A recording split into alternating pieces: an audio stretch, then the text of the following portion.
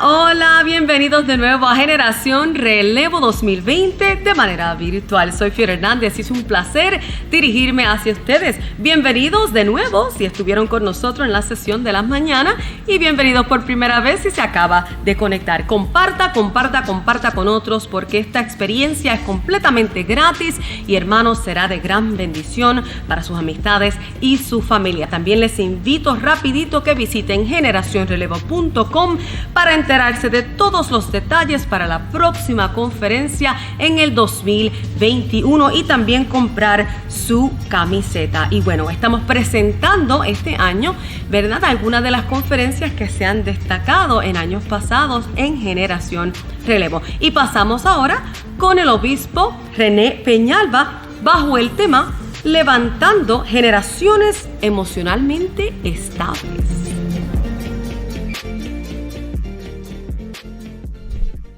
Padre, has sido bueno con nosotros. Y ciertamente podemos decir, Ebenezer, hasta aquí nos ayudó Jehová. Nos has ayudado a superar nuestros dolores. Nos has ayudado a superar nuestras crisis.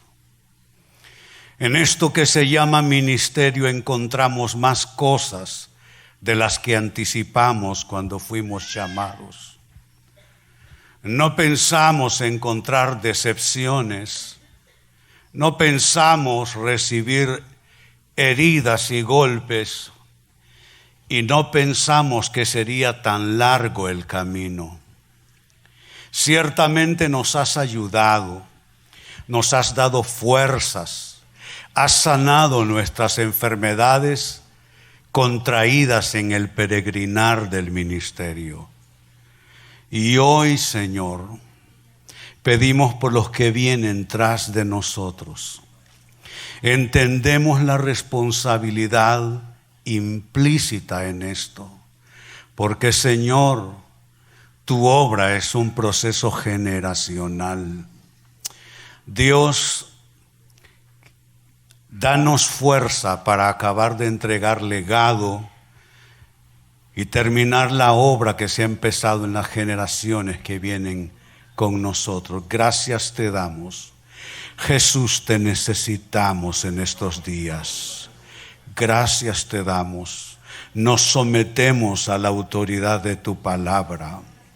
Señor, nos concentramos en las cosas de tu reino y de tu obra en esta hora crucial que vivimos. Gracias te damos en el nombre de Jesús. Amén. Pueden tomar asiento, amados hermanos. He estado aquí por varios años en esta conferencia. Particularmente este año me siento muy privilegiado porque me han acompañado personas significativas de mi equipo. Las iglesias que me honro en presidir están en distintos continentes, países africanos. La mayoría de mis pastores son africanos y asiáticos. Están en países como Ghana, Kenia, Uganda, Tanzania, Burundi, República Democrática del Congo, en fin, muchos países allá. Y Dios nos ha bendecido con una obra con gran crecimiento en países peligrosos como Pakistán, India, incluyendo Nepal y Bután en nuestras acciones misioneras. Y eso significa un equipo muy grande y muy concentrado y que debe trabajar con gran integridad y mucho compromiso.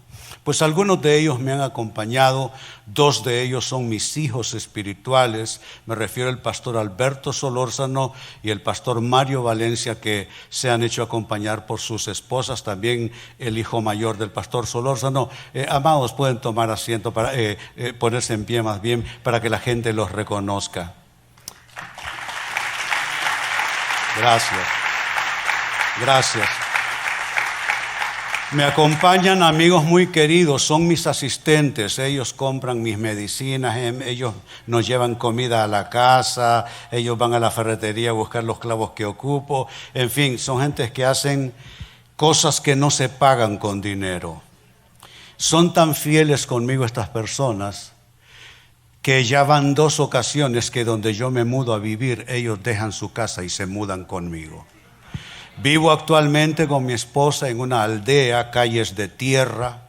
Usted lo que ve pasar allí son vacas, caballos, perros que deambulan por esas polvorientas calles, y ellos dejaron la seguridad de un lindo lugar para venir a vivir con nosotros muy cerca para estarnos sirviendo. Me refiero a mis asistentes, los pastores Francisco y Patricia Mejía. Por favor, pónganse de pie. Gracias por lo que hacen.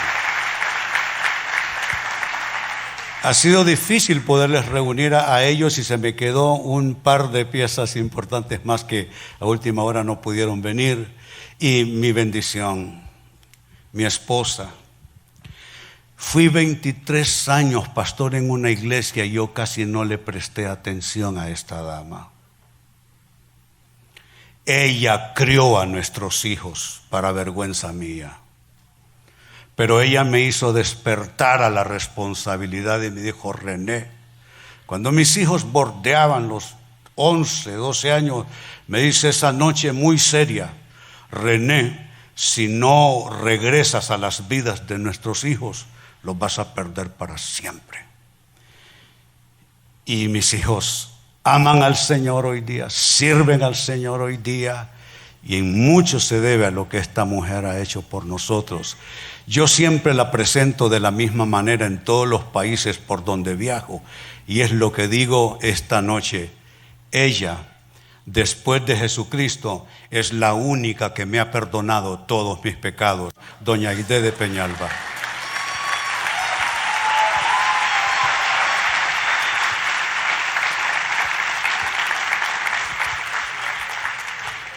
Nuestro tema en esta noche, asignado por el pastor Agustín: levantando generaciones emocionalmente estables.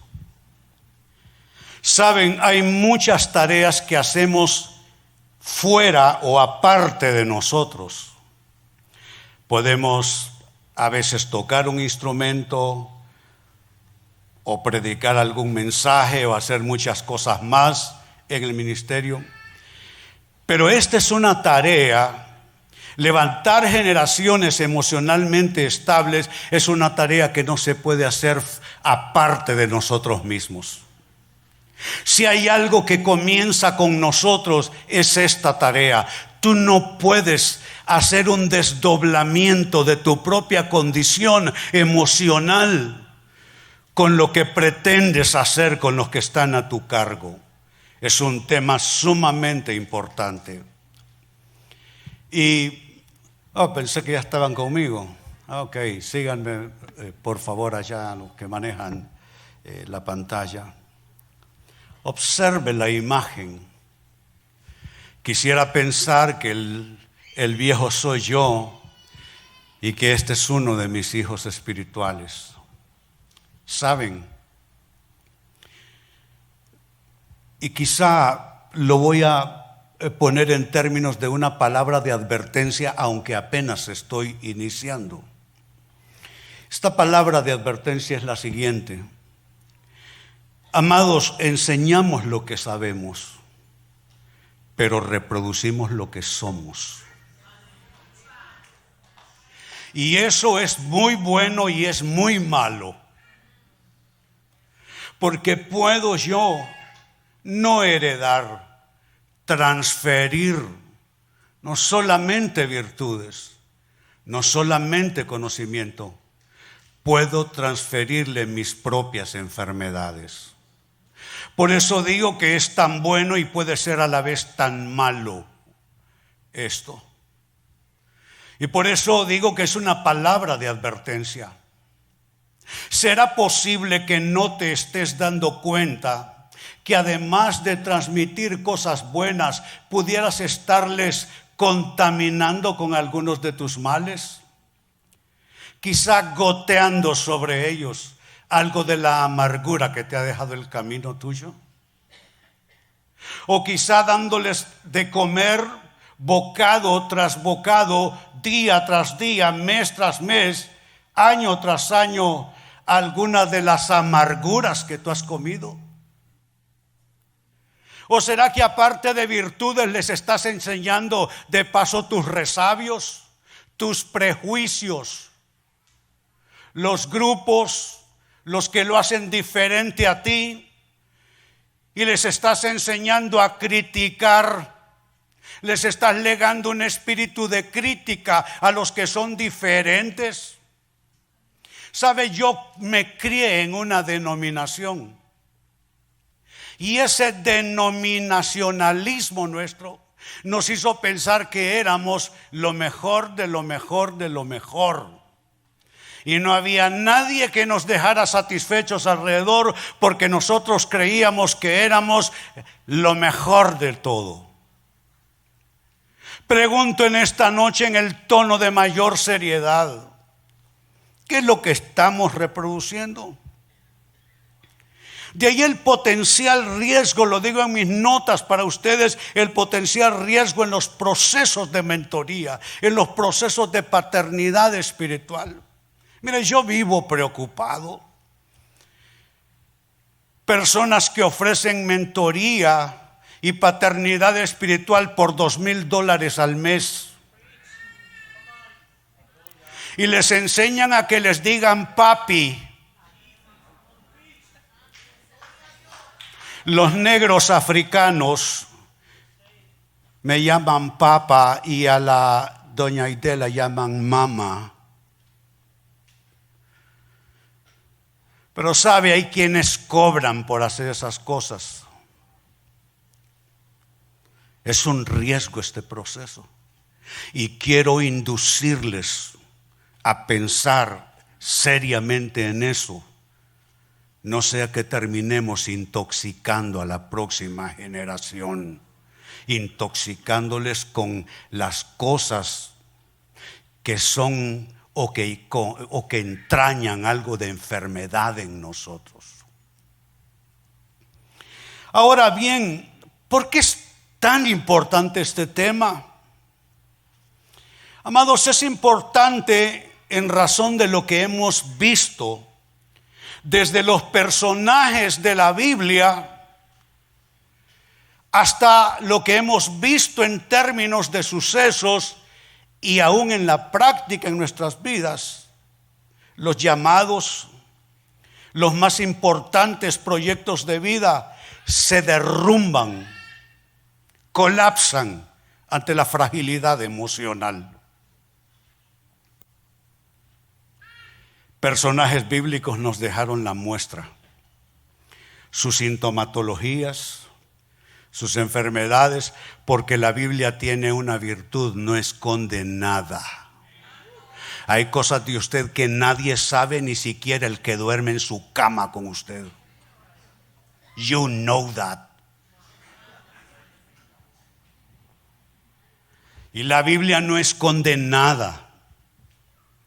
Y tenemos esos ejemplos ahí. Y conocemos ejemplos de otros muy potenciados, con grandes unciones, con grandes talentos, que también se derrumbaron ante su propia fragilidad emocional. Y aún nosotros tenemos episodios donde, como dice el autor bíblico, estuvimos a punto de resbalar. Por eso es importante esto. No solo para los que estamos formando, para nosotros mismos, porque de todas maneras, ser padres o influir sobre otros es algo que nos va a pasar a todos, solo es que nos llegue el turno. Algunos de ustedes están bastante jóvenes. Todavía no saben lo que es eso. Quizá pisan un altar, pero todavía no saben lo que es parir hijos espiritualmente. Pero lo cierto es que el turno nos va a llegar a todos, tanto en lo natural como en lo espiritual o ministerial. Por la importancia de esto, entonces, quisiera presentarles una cierta sintomatología, llamémoslo así, cierta sintomatología de la inestabilidad emocional, no para diagnosticar a otros, sino para diagnosticarnos a nosotros mismos. Porque esta cosa, si no pasa por tu vida, no pasa de ahí en adelante.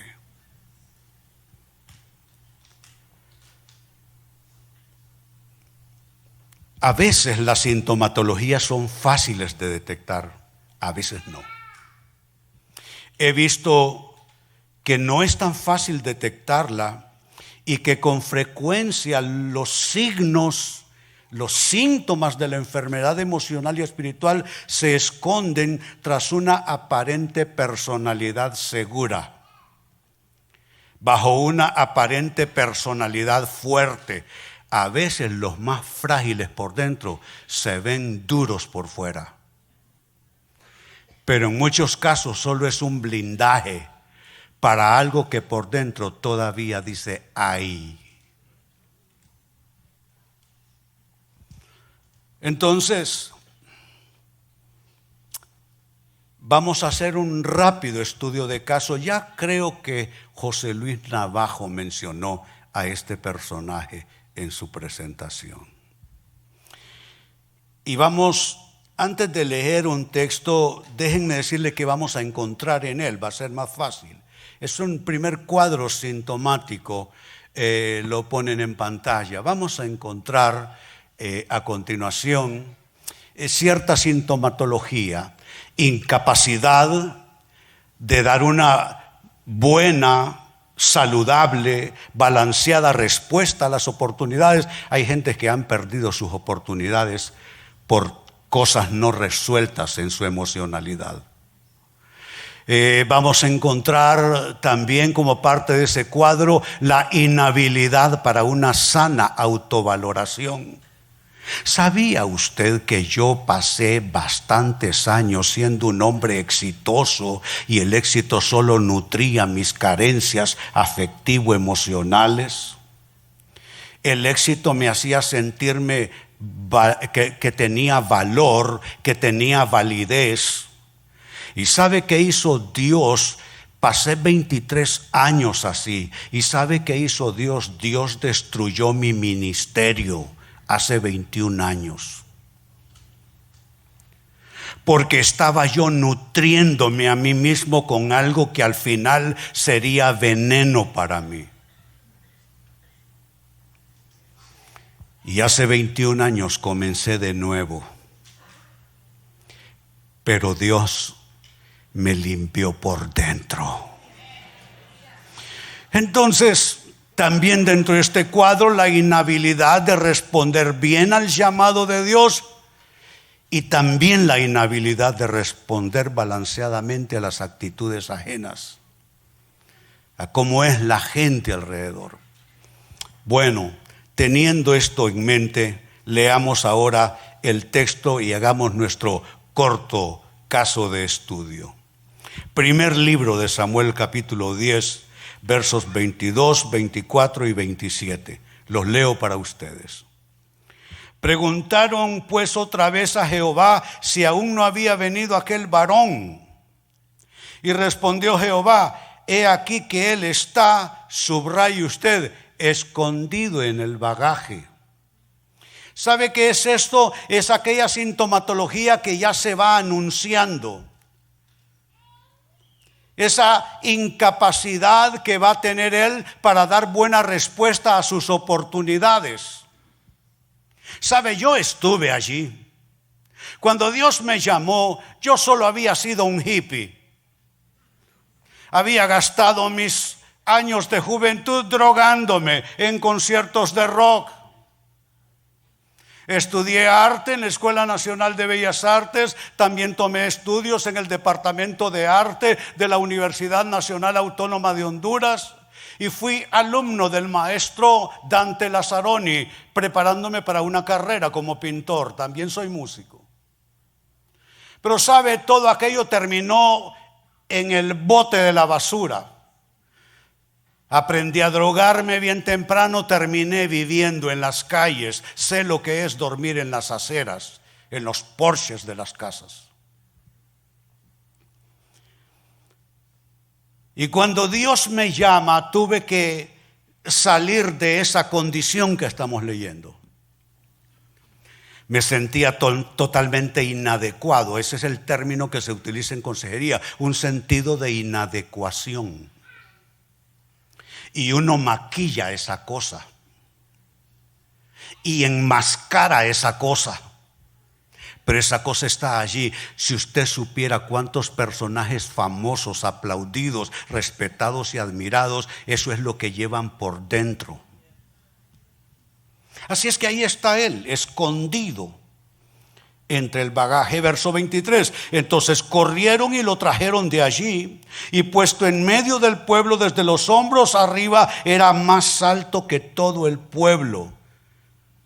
Fue el segundo rasgo, la inhabilidad para una sana autovaloración.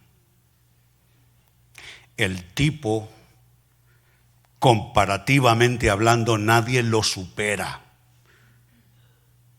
Solo en términos de altura, de estatura, el más alto de todo el pueblo.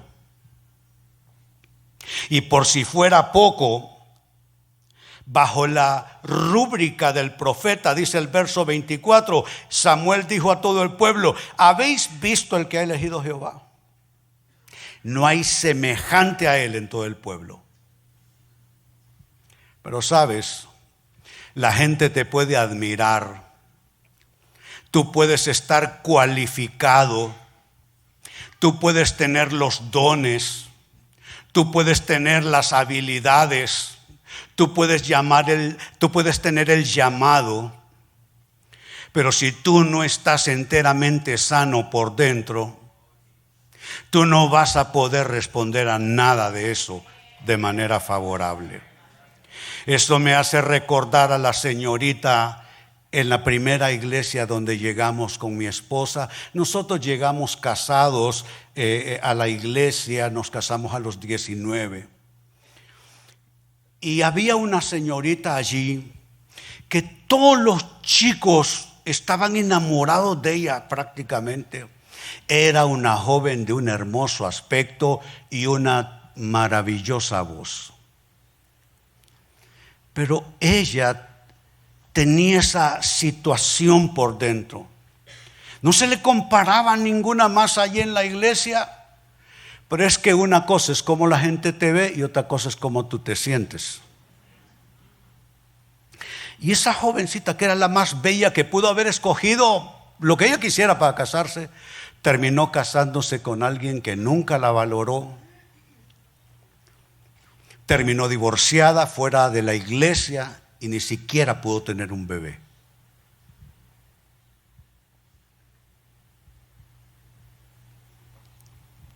No hay semejante a él. Es que no es lo que diga la gente, es como tú te sientes.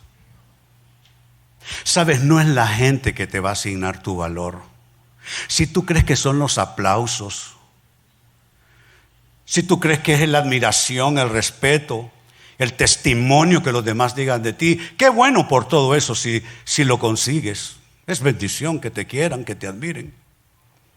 Pero no es eso lo que asigna tu valor. Tu valor es una cosa que se va fraguando dentro tuyo, no fuera de ti. No es algo que escuchas, no es algo que tienes que ver por fuera, es algo que pasa por dentro. Entonces ahí está. Dice: el pueblo clamó con alegría diciendo: viva el rey. Saltamos al verso 27, pero algunos perversos, porque así es la gente, algunos perversos dijeron: ¿cómo nos ha de salvar este? Y le tuvieron en poco. Yo no sé de ti, pero a mí ya me ha pasado. Cuando mi pastor me entregó el pastorado de aquella iglesia que él fundó, él estuvo 8 años ahí, yo estuve 23. Él me entregó una iglesia grande para los 70s, una iglesia con 500 personas, era una iglesia grandota. En los 70s las iglesias eran de 30, 40 personas. Ya era una iglesia grande. Y cuando entregué ese pastorado, eran 7,000 personas. Y cuando el pastor me nombró ocupar su lugar, me dijo esa noche inolvidable: Después de cerrar el servicio, dijo desde el micrófono: y ahora quiero que René pase a la entrada para que toda la congregación lo salude como su nuevo pastor esta noche. Pasó alguien y me dijo: tengo una palabra para vos. Yo dije: recibo, hermano. Yo me preparé, yo dije: aquí me van a confirmar lo que aquí ha dicho el pastor. Y me dijo: quiero decirte que yo a vos no te recibo.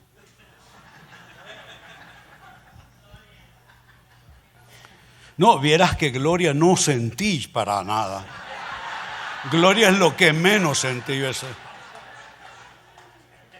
Le tuvieron en poco. Yo sé que tú sabes lo que es eso, porque nunca falta quien te ponga esa factura. Que no importa que tú hagas, no lo vas a convencer. Pero noten, y no le trajeron presente de nuevo la sintomatología, mas él disimuló. Muy bien, antes de seguir leyendo, hagamos más sintomatología, un poquitito más en mi lista. Personas con un sentido de amenaza por el éxito ajeno. Yo he visto pastores que se revuelcan en su asiento cuando Dios está usando a otro. ¿Sabe que una prueba del grado de salud emocional de un pastor es ver que Dios está usando un tipo allí? Y tocarse las manos sudorosas porque a lo mejor tú por ahí vas en el programa también. Yo hoy Emanuel, eso estuvo bárbaro. Eso estuvo bárbaro. Yo dije: qué bueno que nos van a mandar a descansar y ya para la noche nadie se acuerda.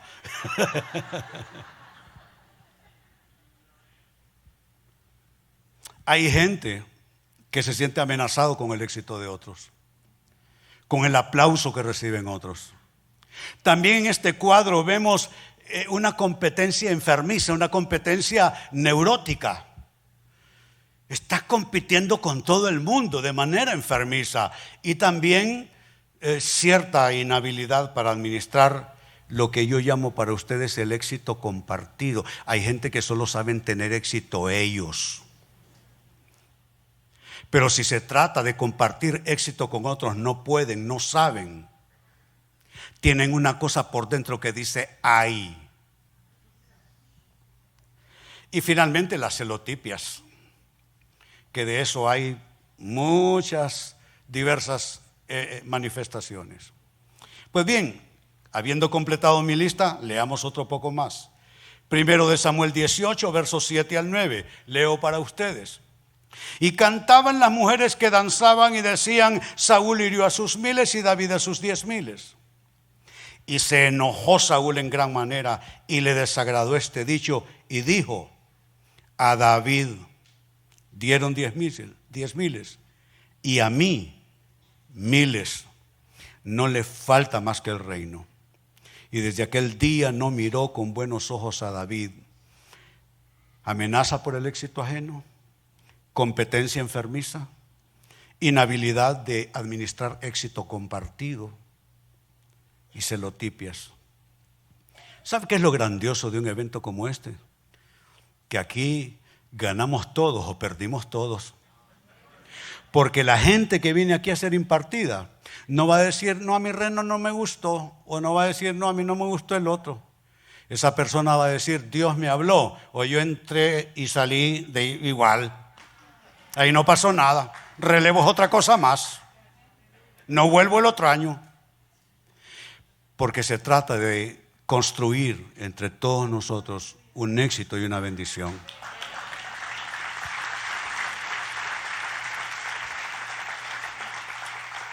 Ahora la pregunta final entonces, ¿y cómo partiendo de ese cuadro que debiera de servirnos un poco de espejo, digo yo, cómo levantar generaciones emocionalmente estables? No tengo una docena de cosas, ni siquiera media docena. 2 respuestas tengo para no complicarlo.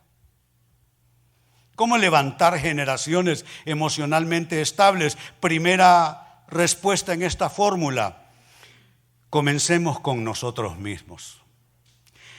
Evitemos transmitirles nuestras enfermedades y dolencias emocionales y espirituales.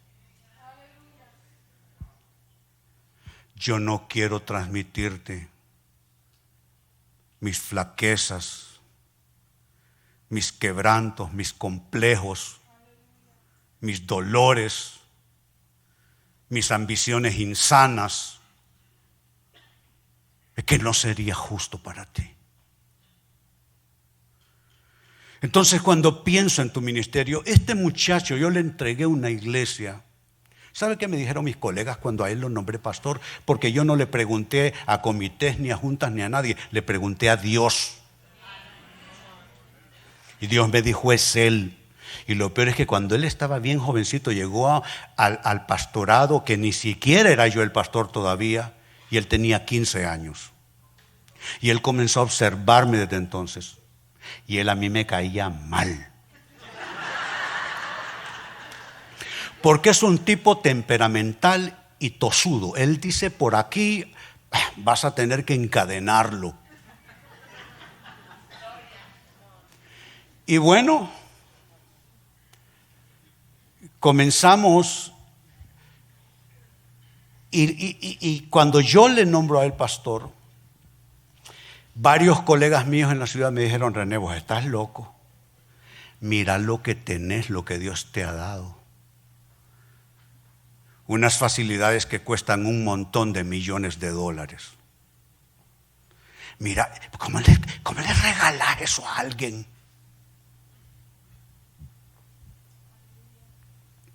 Y cuando yo oro por este muchacho que ha estado conmigo tanto tiempo, por su futuro, él es un personaje que me ha superado y él está constantemente en las noticias y a veces es parte de la controversia, porque el que se mete a hacer algo para Dios va a tener que aceptar algún momento de controversia. Pero cuando oro por él, lo más que le pido es que él no tenga que vivir algunas cosas que yo viví y pasar algunas cosas que yo pasé, ni tener algunos dolores y enfermedades que yo tuve. No quiero eso. Y si tú quieres a alguien que está contigo, lo menos que puedes querer es que esa persona no se enferme de las mismas cosas que a ti te enfermaron. Mire cómo lo dice el autor bíblico. Santiago 3, versos 14 al 16. Pero si tenéis celos amargos y contención en vuestro corazón, ¿sabe qué es eso? Enfermedad emocional y enfermedad espiritual. Hay pastores contenciosos, envidiosos, criticones, amargados.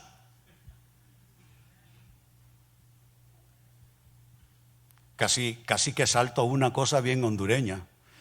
Dije criticones, amargados, asaltatapias, robagallinas, come cuando hay. Ese es un dicho hondureño.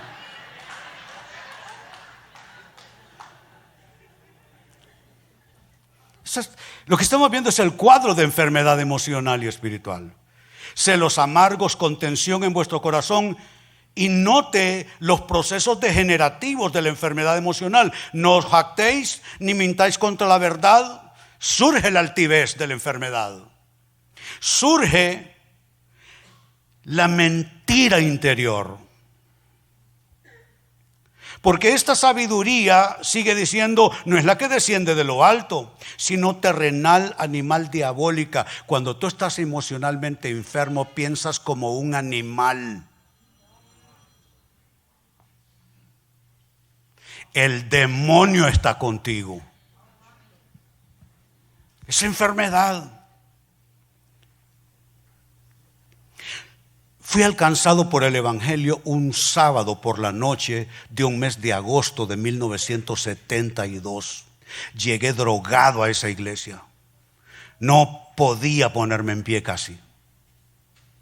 Y sabe, cuando comencé a ir a iglesias, me costó hallar una. Fuimos a un montón de iglesias que íbamos a ver y en ninguna cabíamos. ¿Por qué? Porque estaba lleno de gente que habían sido salvos y amaban al Señor, pues estaban enfermos todavía. Criticones, amargados, contenciosos. Esa es enfermedad emocional. A veces animado eso desde el púlpito.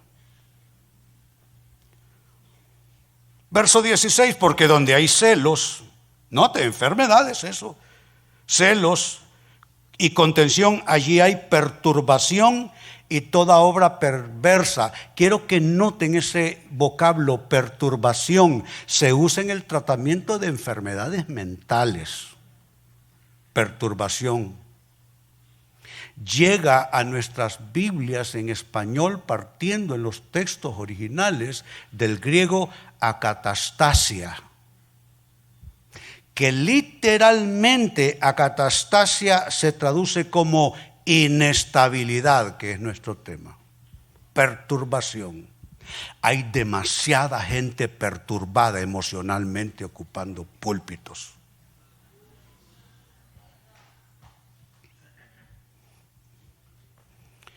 Acatastasia, inestabilidad, desorden, conmoción, confusión. Así es que la primera respuesta es: evitemos transmitir a nuestros hijos espirituales enfermedades que nosotros alguna vez tuvimos, y hasta puede ser que algún resquicio quede todavía. Resentimientos, corajes, amarguras, etc.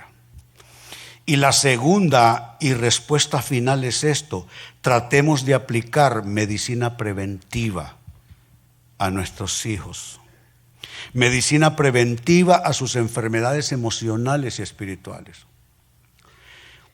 Medicinas básicamente hay de dos tipos: medicina curativa, que es la más cara, y la preventiva, que es más barata y es la mejor.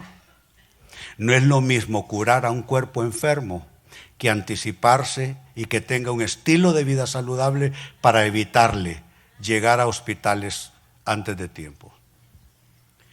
Necesitamos evitar que nuestros hijos pasen cosas que nosotros pasamos. Ayudarles, aplicarles medicina preventiva. La pregunta es cómo hacerlo. En una sola vista quiero responder eso. ¿Cómo hacerlo? Respetando su propio peregrinar. Atención a eso, porque Él no va a hacer lo que yo quiera, Él va a hacer lo que Dios quiera.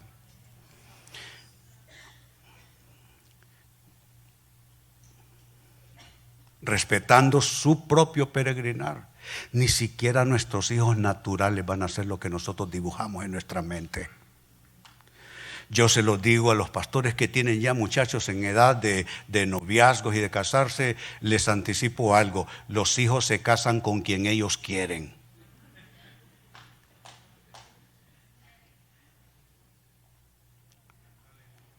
Entonces hay que respetar su peregrinar.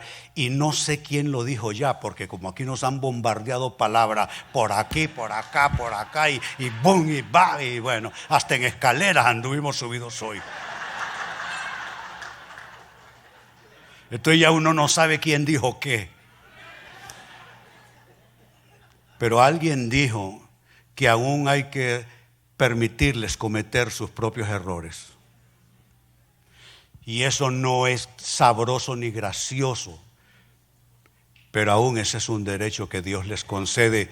Igual derecho tuviste tú y tuve yo. Nosotros hemos cometido errores en el camino, errores graves, pero la gracia de Dios ha sido más grande que nuestros errores.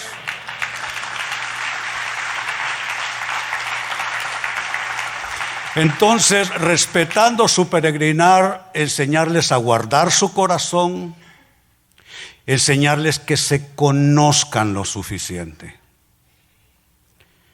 Cómo responden al dinero, a la fama, a estilos de vida, a ofertas. ¿Sabe? Hablando de estilos de vida, este muchacho, mi hijo espiritual, me refiero a él porque él y yo casi nunca estamos juntos en un altar o en un púlpito, porque él anda en sus cosas y yo en las mías. Y yo voy a la iglesia cuando él me pone en el programa y voy y predico, nosotros tenemos 6 horarios de servicio. Yo últimamente le digo, calmate vos, le digo, poneme en uno, solo uno cada 15 días es lo más que te voy a aguantar ya.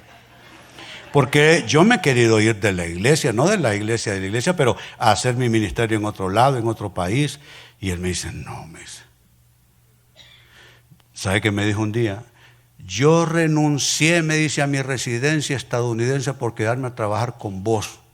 Y ahora vos no me podés dejar. ¿Y sabe qué hizo? No, pensaban que estaba loco ahí en la embajada americana en Tegucigalpa. Le dije, señor, ¿usted viene a entregar? Que sí, vengo a entregar la tarjeta de residencia. Pero dice, pero señor, si hay gente que toda su vida lucha por esto. No, le dice que como yo tengo un pastor que yo trabajo con él ahí, dice, y él es como mi papá, dice, entonces aquí ese hombre no se mueve, ¿cómo me muevo yo? Y sabe que me dijo, vos vas a estar allí aunque solo vengas a sentarte y vos vas a estar aquí en esta iglesia hasta que te acabes, me dice.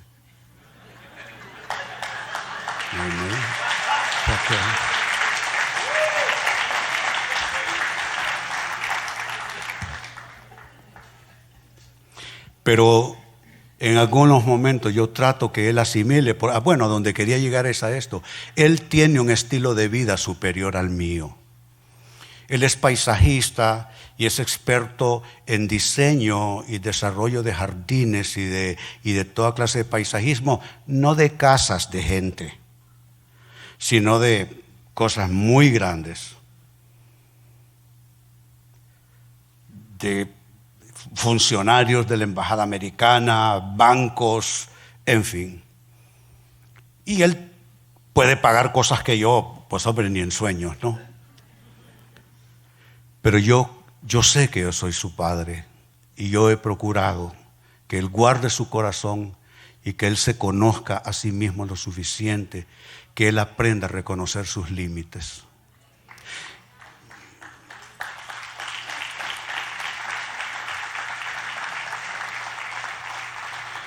También enseñarles que identifiquen e interpreten bien sus temporadas, sus etapas.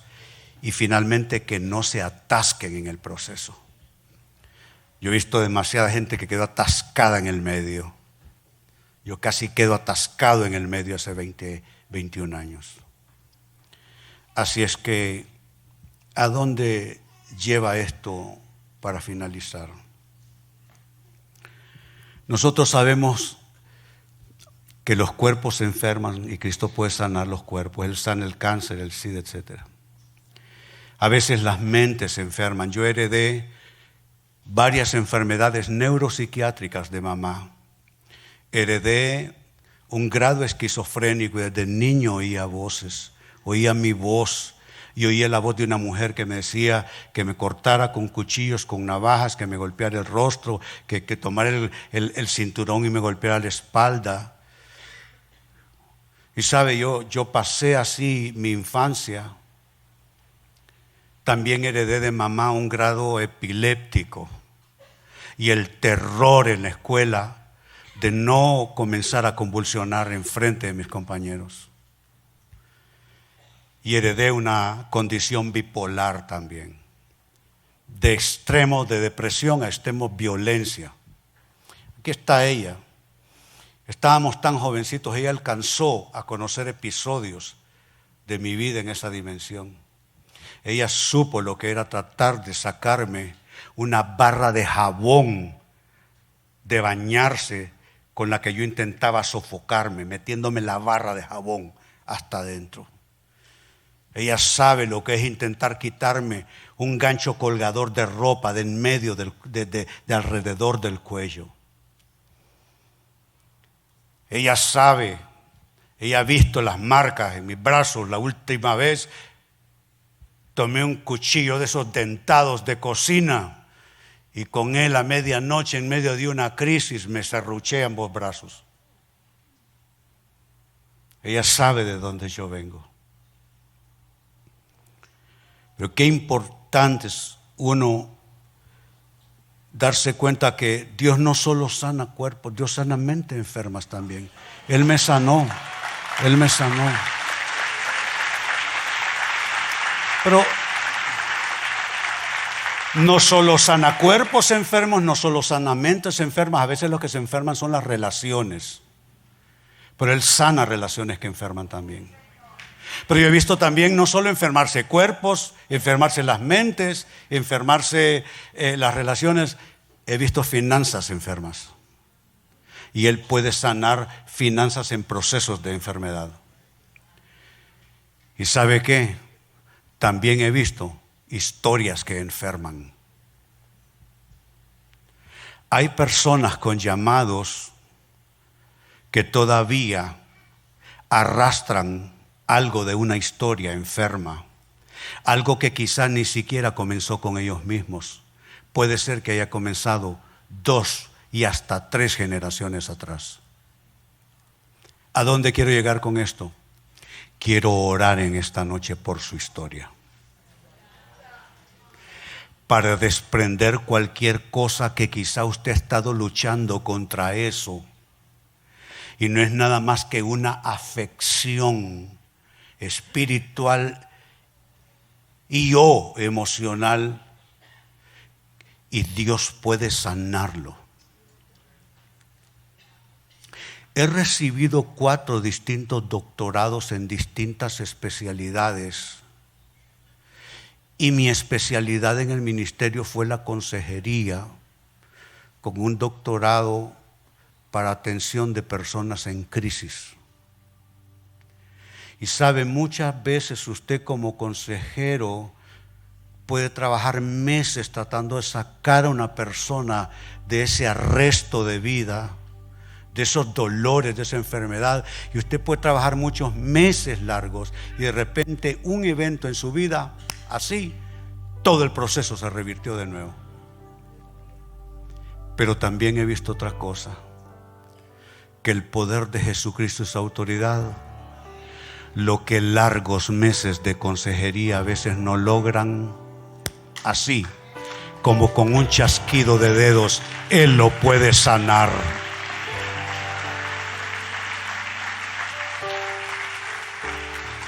Quiero orar por tu historia y quiero orar por tu destino, para que no haya nada tan poderoso, tan enfermizo, tan contaminante que pueda detenerte llegar a donde Dios te quiere. Siempre un placer escuchar las enseñanzas del obispo René Peñalba, y eso, hermano, sin mencionar que es un adorador poderoso, y aquí en Misión La Cosecha nos gozamos mucho escuchándolo y adorando con él.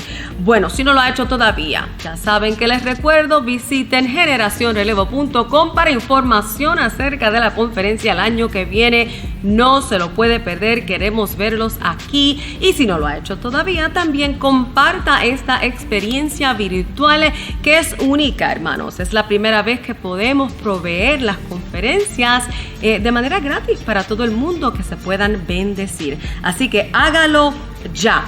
Y sin más esperar, ahora vamos con nuestro último conferencista, nada más y nada menos que el reverendo José Luis Navajo, bajo el tema La orfandad ministerial mata. Siempre lo he dicho y lo mantendré. Predicar después del almuerzo es el terror para cualquier predicador. Y máxime cuando hemos disfrutado de un almuerzo tan delicioso como el que hemos tenido. Felicito a las personas que se han implicado en esa comida. Y ahora ocurre que toda la sangre huye de la cabeza y se concentra en el estómago. Ahora mismo el proceso digestivo es un feroz adversario para quien pretende tener que comunicar algo, y yo voy a intentarlo. Sin embargo, yo necesito que ustedes me ayuden, por favor. Ya lo saben, ya saben cuál es la estrategia, se la dije en otra ocasión. Si usted nota que la persona a su derecha o a su izquierda comienza a cabecear sospechosamente, el codo en la última costilla. No hace falta que golpee, una presión resucita a un muerto. Pero antes de eso, por favor, asegúrese que ese cabeceo, esa inclinación de cerviz, no es fruto del Espíritu Santo. Si el Espíritu está tratando con él, respete ese momento. Pero si cree que la cosa tiene más que ver con la digestión que con la unción, hágalo, intervenga, ayúdeme. Me siento de verdad honrado y uno a veces tiene temor de decir determinadas cosas porque pueden parecer tópicos evangélicos o frases hechas, pero es que el corazón empuja a hacerlo.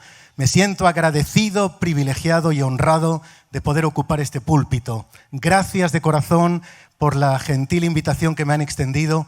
He apreciado notables diferencias, un espíritu muy contemporáneo en este lugar que definitivamente me gusta.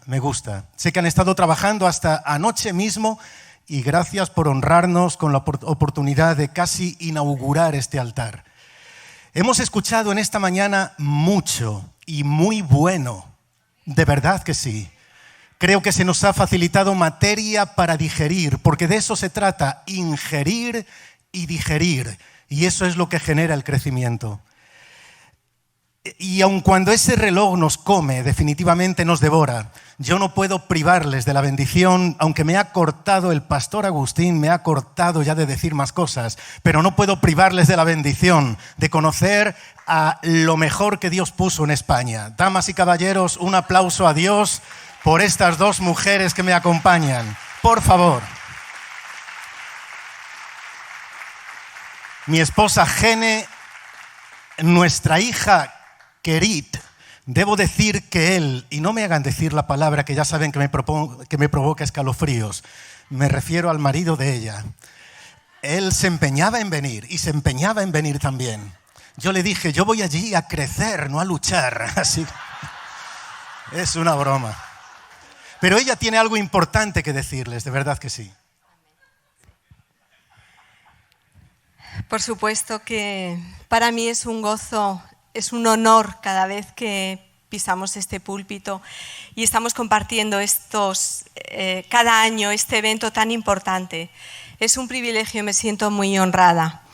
Pero en este año, evidentemente, hay circunstancias que hacen que sea más fuerte este regalo recibido por parte de Dios. Y les digo, mi corazón se sale porque de aquí está palpitando fuerte, porque no tengo palabras de agradecimiento a ustedes, a cada uno de ustedes. Gracias por las oraciones durante este año, que he sentido que Dios me ha sustentado, que he recibido a veces mensajes personales, a veces genéricos, pero que eso ha sido un sustento y una provisión tan grande. Gracias de todo corazón. Y pido a Dios que pueda devolverles esa bendición que ha sido mi vida a cada uno de ustedes.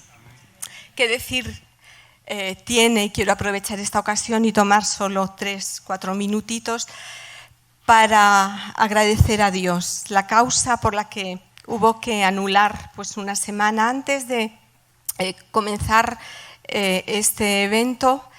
Es que en uno de mis exámenes el año pasado descubrieron algo raro en mi pecho. Entonces mandaron a hacer pruebas complementarias y vieron pues que había un tumor. En principio hicieron una biopsia y daba bien. Entonces estaba tranquila, había que hacer la operación rápidamente. Septiembre me hicieron la intervención, finales de octubre tenía que ir a recoger los resultados y yo en todo momento estaba confiando en que todo iba a ir bien y que yo iba a poder acudir aquí y que solo era un proceso de tiempo. La sorpresa fue que cuando fuimos a recoger los resultados eran otros, inesperados.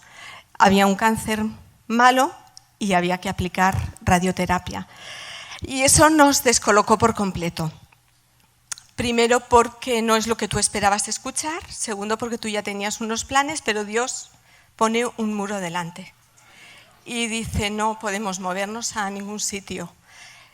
Inmediatamente el 1 de noviembre hubo que empezar diariamente a aplicar la radioterapia. Y ese momento, quien lo ha pasado, y yo sé que hay mucha gente que ha vivido esto y algo peor, necesitas un milagro diario.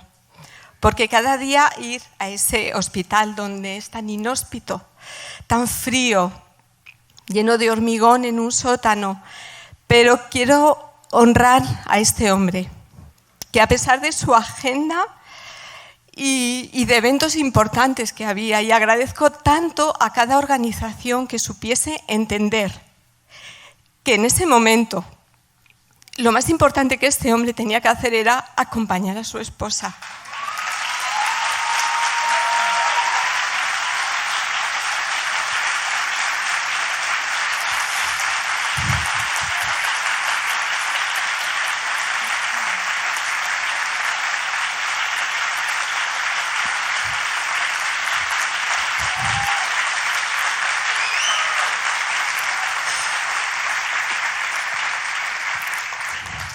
Que él habló con cada uno de ellos y durante todo noviembre y todo diciembre canceló su agenda.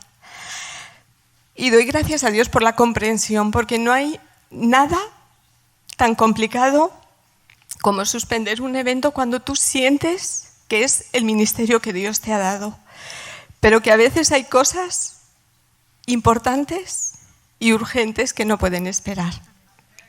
Y esta es una forma práctica, Generación Relevo, de aprender que a veces en la vida hay imprevistos y que además ninguno de nosotros estamos exentos de ello. Hemos sido llamados a servir a Dios y desde los 12 años que yo me convertí, mi compromiso con Dios es hasta el fin de mis días servirte. Pero la realidad es que no estamos exentos de nada, que van a venir crisis, que van a venir circunstancias, que van a venir momentos donde tenemos que vivirlo, primero porque somos humanos, segundo porque estamos limitados a este cuerpo y tenemos que vivirlas porque eso es lo que nos va a fortalecer nuestra vida, lo que va a hacer que nuestra fe se ponga en marcha cada minuto, cada día, cada segundo. Y ahí es donde aprendemos a depender única y exclusivamente de la gracia y del milagro que Dios obra en nuestra vida. A partir de ese momento, mi oración era: Señor, quiero ser fuerte, quiero saber aceptar esta situación y sobre todo quiero honrar tu nombre, quiero tener una actitud adecuada. Y les puedo asegurar, durante el tiempo de tratamiento me mantuve fuerte porque yo tenía fuerzas físicas. Pero lo peor no vino durante el tratamiento. Lo peor vino después del tratamiento. Cuando el tratamiento acabó, mi cuerpo quedó devastado. Tirada en una cama donde era un tremendo esfuerzo levantarme para ir a sentarme al sofá. Apenas podía coger un plato de comida porque eso era un esfuerzo tremendo para llevarlo a la mesa. Y eso en mí generó, pues como decía el pastor Jeremías, no una pelea, pero sí un conflicto. Yo decía: Señor, estoy dispuesta a entender que lo que tú has preparado que yo viva, lo quiero vivir de una manera digna. Seguro que esto va a pasar, pero llegó un momento donde el tiempo pasaba y yo no mejoraba. Y el mes cedía y venía otro. Y llegué a un momento donde yo tuve que plantearme con el Señor y decir: Señor, ¿y si esto no es lo que yo pensaba que iba a ser? Y tú tienes otro plan. Y llegó un punto de confrontación donde yo personalmente me tuve que rendir delante de Dios y decir: Señor, si es otra tu voluntad, quiero aceptarla. Y ese momento fue duro, porque tuve que rendirme delante de Dios una vez más y decir: Señor, lo que tú quieras, porque soy tu hija y tú eres mi Señor. Y quiero aceptar tu perfecta voluntad. Y en ese momento donde yo me rendí a decir: Señor, cumple el propósito que tú quieres en mí. Y la realidad es que me confronté con la posibilidad de la muerte. ¿Es fuerte? Por mucho tiempo no he podido hablar con ello con claridad, pero mi realidad fue esa. Y dije: Señor, si me concedes la oportunidad de seguir adelante sirviéndote, quiero honrarte cada día, porque es un privilegio, porque es lo mejor que me ha pasado. Pero en todo este tiempo, una vez más quiero deciros, Dios ha provisto de iglesias, de personas que han traído tanta paz, tanto alivio, esas oraciones que he sentido el consuelo. Pero por encima de todo, les digo, mi familia. Una vez más tengo que honrarlos y darles las gracias porque ellos han sido mi gran apoyo. Y en ellos ratifico lo que el pastor Jeremías estaba diciendo esta mañana. En ellos es que tenemos que invertir y cuidarlos porque son los que nos van a acompañar en todo momento.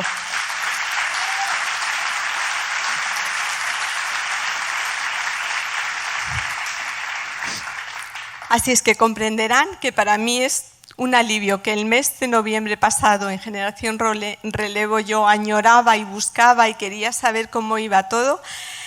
Y en esta ocasión Dios nos ha hecho un tremendo regalo. Ha permitido que podamos estar y estaba pendiente un poco de mis exámenes. He tenido los exámenes en septiembre y todo ha ido bien. Gracias a Dios. Todo ha ido bien.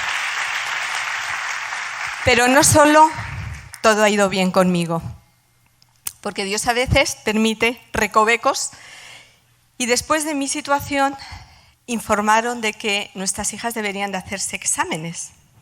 Así es que Miriam pidió cita y no fue al ginecólogo. Kerit, que es un poquito más mayor, pidió cita y fue al ginecólogo. Y le encontraron un bulto en el pecho y dijeron, tenemos que controlarlo. Esto fue febrero. En julio vuelven a revisar y aquello había crecido de una manera descomunal. Y en ese momento otra vez es donde uno vuelve a revivir. Tienen que hacer una biopsia. La biopsia da bien. Hay que operar inmediatamente.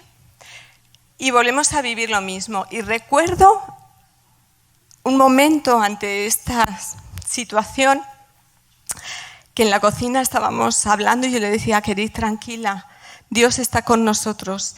Y ese ha sido el versículo diario que yo he abrazado. Dios está conmigo todos los días, viva el momento que me toque vivir.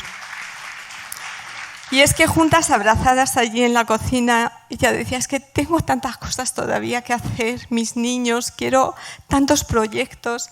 Y juntas es que decíamos, solo nos queda descansar en Dios, solo nos queda confiar en su provisión y en su ayuda.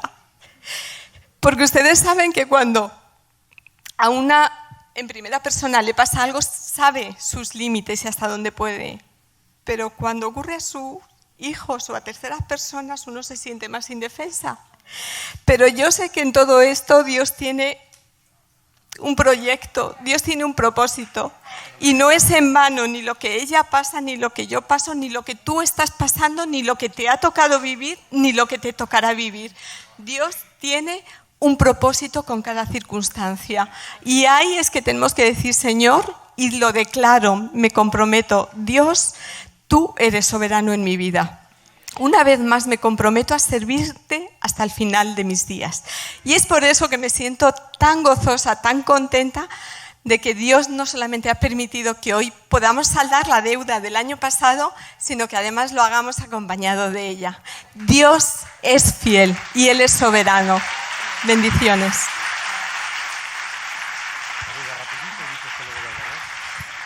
Yo solo quiero saludaros, daros las gracias por cuidarles tanto, siempre que vienen, por el cariño, por la cercanía. Y os conocemos a todos por nombre y soy afortunada porque hoy os puedo poner cara. Y no me entretengo más, solo deciros que, bueno, sabéis que soy madre de 2 niños preciosos y que estoy casada con el yerno, felizmente casada. Y no me entretengo más porque luego tendré oportunidad. Amén, muchísimas gracias. Qué bueno. Gracias. Y yo sé que ustedes están diciendo, ¿para qué más? Suficiente. Yo también estoy de acuerdo con eso. Gustosamente me callaría. Voy a ser respetuoso con el tiempo, se lo aseguro, pero permítanme dejar en su corazón algo que ahora está en el mío y que ha sido perfectamente introducido en las plenarias que ya hemos escuchado a lo largo de la mañana. He puesto yo también subtítulo a mi mensaje y es La orfandad ministerial mata. Porque el tema en realidad era pastores o líderes que saben mentorar o mentorear. Pero creo que el tema es tan serio, el tema es de tal calibre que definitivamente debemos advertir del peligro. La orfandad ministerial mata. Cuando en el ministerio estás a solas, estás en mala compañía. Así que es vital, por un lado, tener la sensibilidad para mentorear, para hacer crecer a otros, que el roble veterano tenga la sabiduría y la gentileza de adoptar a su sombra al tierno arbolito que está comenzando a crecer. Y que el tierno arbolito que está comenzando a crecer tenga la sensibilidad y el arranque de humildad necesario para ponerse a la sombra de un ministro. No es una opción, no es preferible generar un sucesor. Mentorar y ser padre de otros es absolutamente esencial. No hay éxito en la vida si no hay un sucesor. Me he dado cuenta perfectamente de que un hombre edifica una casa, pero un equipo construye un reino. Hemos escuchado categóricamente esta mañana que implicarnos en todas las guerras no nos convierte en héroes, sino en cadáveres. Por eso es vital hacer equipo, sumar nuestro esfuerzo al de otros soldados que tienen la misma visión y la misma pasión, cuyo corazón se acelera por lo mismo. Amar a Dios y extender ese reino bendito en la tierra.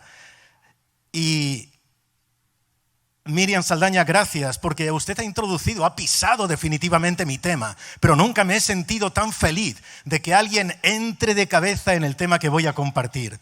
Así que avanzamos porque yo quisiera hablarles del equipo de Dios. Obviamente vengo de un lugar, de un país que es fanático del fútbol.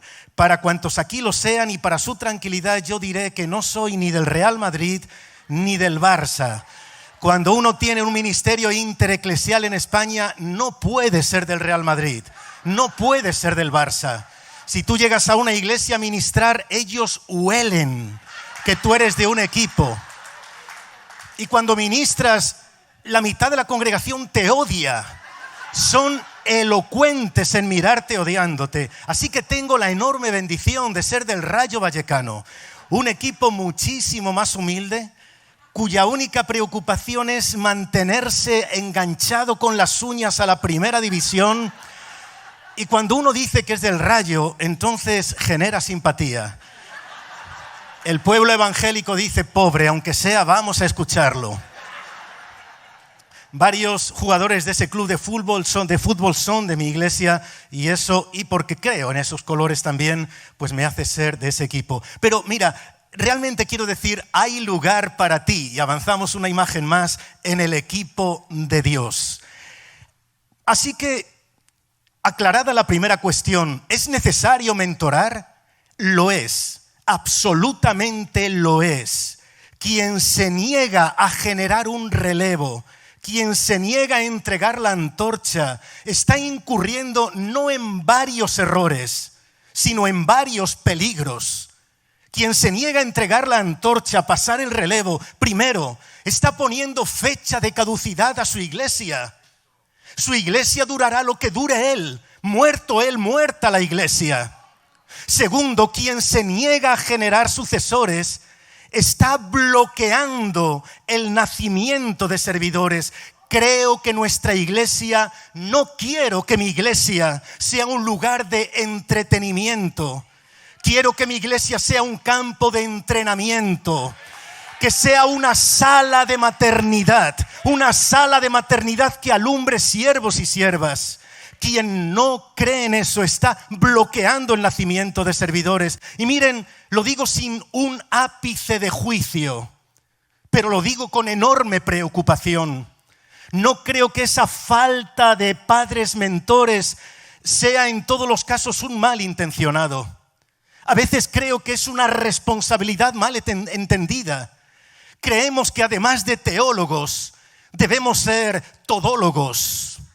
hombres orquesta que lo tocan todo, pero miren, ser el perejil de todos los platos, estar presentes en todos los frentes de la iglesia, nos hace decorativos, pero no nutritivos.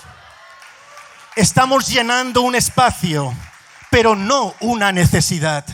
Así que es absolutamente necesario en otras ocasiones.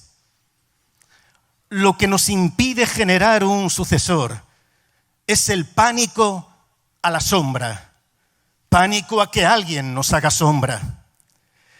Y creo que eso debemos o deberíamos mirarlo muy cerca del corazón de Dios, porque a veces la inseguridad nos anula, nos bloquea, pero no solo nos daña a nosotros, sino a los demás. La Biblia, que no guarda silencio con respecto a nada importante, tampoco guarda silencio con respecto a esto. El liderazgo de Saúl es un ejemplo, un prototipo evidente del líder inseguro. Está ocupando el trono de Israel y él escucha que alguien canta: Saúl mató a sus miles y David a... Y ese estribillo, esa letra de la canción descompone el ánimo y descompone el cuerpo de Saúl. ¿Cómo es que a David le asignan 10,000 y a mí solo 1,000?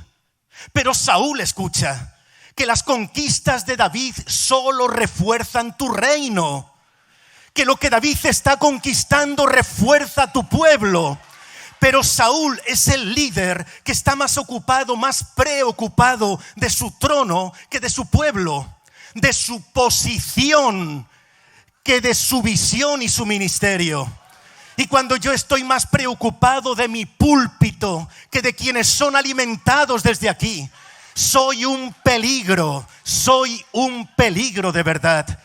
Miren, Dios que no comparte su gloria con ninguno. Este asunto de la gloria es un absoluto innegociable para Dios. Yo soy Dios y a otro no daré mi gloria. Punto y final, no es negociable. Dios quitó a Saúl del trono y colocó a David. Y con David comienza a aparecer algo maravilloso en la Biblia.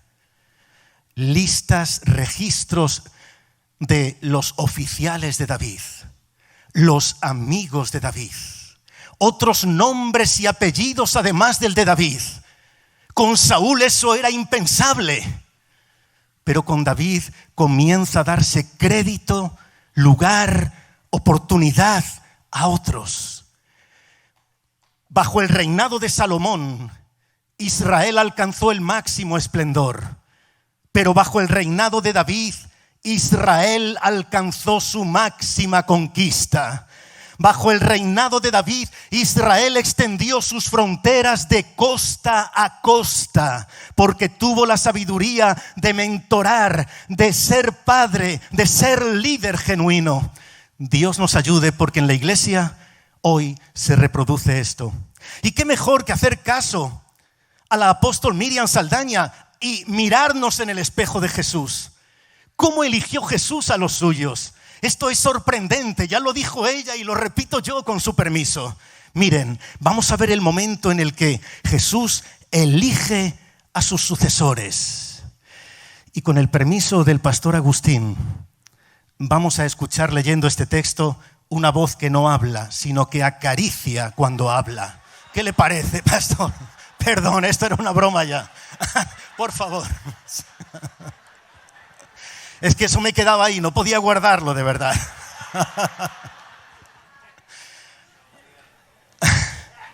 Vamos a leer esta porción de la Biblia. Dice así la palabra del Señor. En aquellos días él fue al monte a orar y pasó toda la noche orando a Dios. Y cuando era de día llamó a sus discípulos y escogió a 12 de ellos, a los cuales también llamó apóstoles. A Simón, a quien también llamó Pedro, a Andrés, su hermano, a Jacobo y Juan, Felipe y Bartolomé, Mateo, Tomás, Jacobo, hijo de Alfeo, Simón llamado Celote, Judas, hermano de Jacobo, y Judas Iscariote, que llegó a ser el traidor. Amén. Amén, gracias.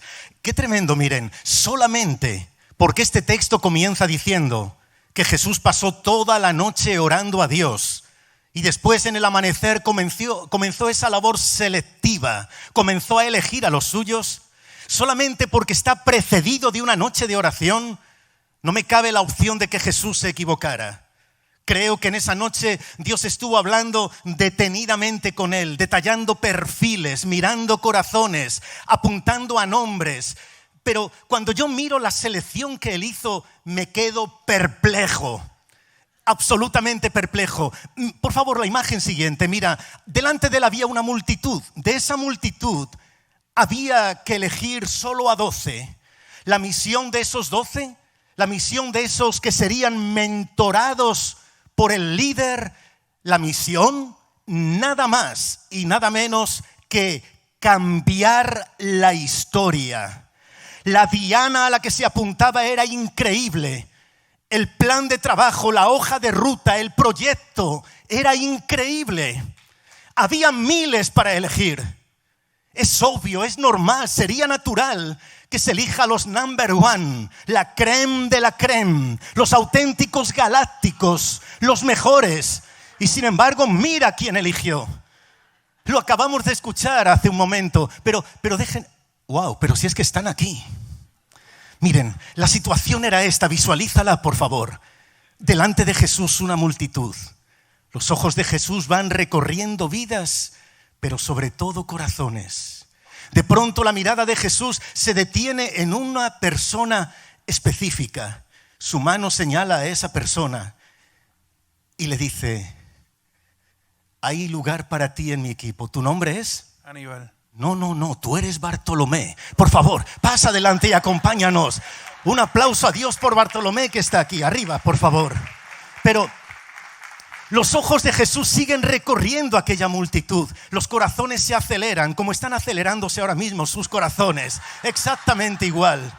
Su mirada se detiene, observa y finalmente se dirige a dos personas que estaban allí sentadas juntas. Ahí están. Su nombre es Néstor. Jacobo y Mario. Y Juan. Jacobo y Juan están con nosotros. Por favor, un aplauso a Dios por ellos. ¿Pueden pasar adelante? Se van acercando, son los elegidos entre una enorme multitud que habría. Pero Jesús sigue recordando la noche, sigue observando corazones, sigue zambulléndose en el alma de los asistentes y finalmente se detiene su mirada sobre uno y... Jeremías. No, eso es del Antiguo Testamento. Estábamos en el Nuevo. Tomás, bienvenido Tomás. Hay lugar para Tomás también en el equipo de Dios. Y miren, por alguna razón yo he llegado a pensar que probablemente el apóstol Pedro tendría que ser una persona fuerte. Cuando Jesús mira y dice: Simón, ¿qué Simón? Simón es un nombre muy común en aquel tiempo. Él clarifica: Simón Pedro. Simón, ¿ya sabes cómo te llamas? Simón. Sí, adelante. Por favor, hay lugar para ti en el equipo de Dios. Adelante. Bueno, si sigo buscando, tendré que llegar a Judas Iscariote y eso va a ser un problema. Así que... si les parece, paramos aquí por ahora. Pero miren, la clave es esta. Jesús se dio cuenta de la sabiduría que había en ser mentor, en transmitir la sabiduría, en entregar el relevo, porque Jesús fue sabio, rotundo en esto y en todo lo demás. Ahora, perfectos, galácticos. Por favor, un abrazo por si luego ya no queréis dármelo. Dios os bendiga. Quiero que sepáis, lo que vamos a hacer es visualizar la escena. Leonardo da Vinci dijo: si fuera posible, habría que hacer reír hasta a los muertos. Así que vamos a utilizar el sentido. ¿Os ibais a marchar ya? ¿Tú te piensas que esto era así de fácil? No, esto acaba de empezar. Por favor, pasad más hacia el centro. Mirad. Cada uno recordáis vuestro nombre. ¿Tú eres? Aníbal. No, el nombre de aquí. Bartolomé. Juan. Juan. Jacobo.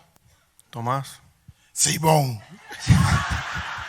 Miren, vamos a verlo, vamos solamente unas pinceladas para ver. Bartolomé, también llamado Natanael, solo aparece 2 veces en la Biblia. Una sentado a la sombra de una higuera y la otra contemplando el mar de Galilea. Definitivamente era un tipo contemplativo. Trabajaba menos que los Reyes Magos. Y sin embargo, mira, eso no fue una causa para quitarle del equipo, porque hay cosas que son esenciales y otras que no lo son. A la hora de elegir a alguien a quien mentorar, por favor, concéntrate en lo nuclear, en lo esencial, porque como bien hemos escuchado, la cuestión de temperamento, eso va a cambiar, pero no sé si acercarme o mantenerme a una prudente distancia, porque Jacobo y Juan es para tratarlo aparte. Miren, Jacobo y Juan eran 2 tipos explosivos. Con mucha precaución me ubicaré entre ambos. Se ganaron a pulso el sobrenombre de Boanerges, hijos del trueno. Eran 2 tipos a los que era mejor tener de amigos que de enemigos. Cuando alguien les contradecía, les llevaba la contraria, ¿saben cómo resolvían los conflictos? Miraban a Jesús y decían: Jesús, que baje fuego del cielo y que los consuma. Pentecostales recalcitrantes. Así lo resolvían todo. Pero no es eso lo que más me inquieta de Jacobo y Juan. Lo que más me inquieta es que estos 2 hombres anteponían sus intereses personales por delante de su lealtad a la compañía. Déjenme que les explique. Hablaban con su madre y decían: mamá, habla con Jesús, y que en su reino uno de nosotros esté a su derecha y el otro a su izquierda. Vendían a su madre por un puesto de influencia. Y sin embargo, Jesús les dijo: hay lugar para vosotros también. Bienvenidos al equipo de Dios. Tomás, este sí que me preocupa. ¿Cómo les diría? Tomás no es que fuera melancólico. Tomás era maniático depresivo. Jesús le decía: vamos a ver a Lázaro que está enfermo. Y él, para animar al equipo, metía sus manos en los bolsillos de la túnica y dice: vale, vamos, y así nos morimos todos con él. Era el alma de la fiesta. Pero además es que este hombre no era desconfiado. Era lo siguiente: buenos días, Tomás. Cuando termine el día te lo diré. No me lo creo. Su lema en la vida era: si no lo veo, no lo creo. Era su máxima en la vida. Si hubiera podido, habría introducido al Cristo resucitado en una probeta para descomponerlo químicamente y ver si era realidad la resurrección. Y sin embargo, con su temperamento tendente al bajón de ánimo, con su desconfianza, eso no lo descalificó. Saben, durante demasiado tiempo he estado observando a mis posibles colaboradores como personas que debían alcanzar un grado de excelencia que tal vez yo tampoco tenía. Jesús enfocaba el futuro mucho más que el presente. Por eso también, gracias Tomás, observó a Simón. Simón, que era colérico, sanguíneo, qué sé yo. Lo que sé es que nunca querría yo llevarle la contraria a este hombre.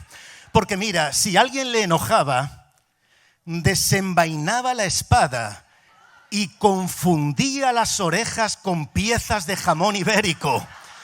Y se dedicaba a rebanar orejas. Además, no solo era con las orejas, es que este hombre era impulsivo, siempre tenía la respuesta. Siempre tenía la respuesta. No estamos hablando de ti, hermano. ¿Se dan cuenta? Por favor, mírenles. Perfectos, absolutamente cualificados. No, humanos, tan humanos como tú y como yo y como cualquiera de nuestros vecinos. Y sin embargo, Dios eligió a este equipo. ¿Qué nos enseña esto? ¿Qué aprendemos? Miren, la primera lección, líderes, pastores, me lo aplico a mí mismo. Vamos a relajarnos y a descansar en los brazos de Dios. Porque ni una sola victoria, ni un trofeo, ni una conquista de este equipo es imputable, es gracias a este equipo, sino a pesar de nosotros y por la inmensa gracia de Dios. ¡Aleluya! Cualquier trofeo, cualquiera, recuérdalo por favor, nada ocurre gracias a mí, sino a pesar de mí y por la inmensa gracia de Dios. Y eso me da paz a la hora de pastorear. Ahora, es interesante, no puedo dejar sin presentar también a este caballero, porque de pronto Jesús sigue mirando la escena y aquí sí que provocó un revoluz, como dicen en ese Puerto Rico al que amo. Aquí sí que lo provocó. Fue en ese instante en que Jesús señala y dice: Mateo. Mateo se quedó perplejo, pero todos alrededor miraron a Mateo diciendo: no, ahora se ha equivocado, es imposible. Pero cuando Jesús mantuvo la mirada en él y volvió a pronunciar su nombre, el silencio de perplejidad fue tornándose en un murmullo de indignación. Creo que Jesús tuvo que acercarse para animar a Mateo. Oye, me está costando sacarte adelante. Y que diera un paso adelante. Pero a medida que él se iba acercando, a medida que se iba aproximando, aún aquellos le miraban con indignación. Aquella indignación fue subiendo de volumen y de volumen. Alguno gritó: no puede ser, no puede ser. Porque ¿saben quién era Mateo? ¿Saben qué era Mateo? Mateo era un publicano. Ser publicano no era una honra. Ser publicano era la máxima vergüenza para alguien por cuyas venas corriera sangre hebrea. Un publicano era un hebreo, alguien nacido en la tierra de Israel, pero que había decidido traicionar a sus raíces, había decidido traicionar a su pueblo, aliarse con el ejército conquistador. Y a partir de ese momento este hombre se dedicaba a robar a los suyos. No es que hubiera cambiado de equipo, es que estaba traicionando a su madre, su padre y sus hermanos. Así que para ver el estrato social en que aquella cultura tenía Mateo, tendrías que llegar a lo más bajo, cavar varios metros, y allá abajo estaba el publicano. Sin embargo, Dios lo mira y lo acepta y déjenme que les explique. Por lo menos voy a intentarlo. Lo único que puedo percibir aquí es que Dios nos quiere hacer entender que nuestro pasado no debe bloquear nuestro futuro. Mateo me grita que Dios es un Dios tan lleno de misericordia que toma las ruinas de mis peores errores y las convierte en una obra de arte. Aleluya. Y como les dije un día, aunque no es mía la frase, déjenme que se la repita, por favor. Mi carro, mi coche, mi vehículo tiene un parabrisas muy grande y un retrovisor muy pequeño para recordarme que lo que me espera por delante es infinitamente mejor que lo que dejé atrás. Mateo nos dice en definitiva, y es lo que deberíamos transmitir a aquellos a los que mentoramos. Es fundamental que ellos entiendan que todos, absolutamente todos, en nuestro historial, en nuestra biografía, tenemos episodios que ojalá no estuvieran. Episodios que no nos alegra recordar, episodios que nos provoca dolor y vergüenza. Pero debemos decirles a ellos y a nosotros también que cargar con un muerto mata el presente, que a los muertos hay que enterrarlos, que no podemos tomar la silla y sentarnos sobre las cenizas de nuestros errores, que hay que cambiar de canal, mirar adelante, porque no hay pecado, por horrendo y vergonzoso que sea, que resista el agua del arrepentimiento y el poder de la sangre de Jesús. Eso me dice Mateo. Y llegando al final de esta parte, miren, de pronto hubo un silencio reflexivo. Casi habían asimilado que Mateo estuviera allí, cuando Jesús comienza a mirar y a mirar. Pastor, ¿por qué será que me recuerdas a él? Porque de pronto lo señala y dice otra vez Simón. Simón, ¿qué es Simón? Hay mucho Simón aquí. Y entonces pone el título, el apellido, Simón el Celote. En este instante se podía escuchar el latido de los corazones. El silencio era digno de un cementerio. Algunos dejaron de respirar. Se escuchaba el corazón, y en especial el corazón de Mateo, que miraba al celote y miraba al campo por el que probablemente tendría que empezar a correr. Porque los celotes, ¿sabes quiénes eran? Los celotes eran radicales nacionalistas que habían hecho un juramento, lo habían firmado con su propia sangre, y ese juramento era: dedicaré mi vida, toda mi vida, cada día de ella, a hincar mi espada en el corazón de cuantos traidores publicanos pueda. Era su razón de vivir. Así que se dan cuenta de que estaba pensando: ¿salgo corriendo ya o espero un momento?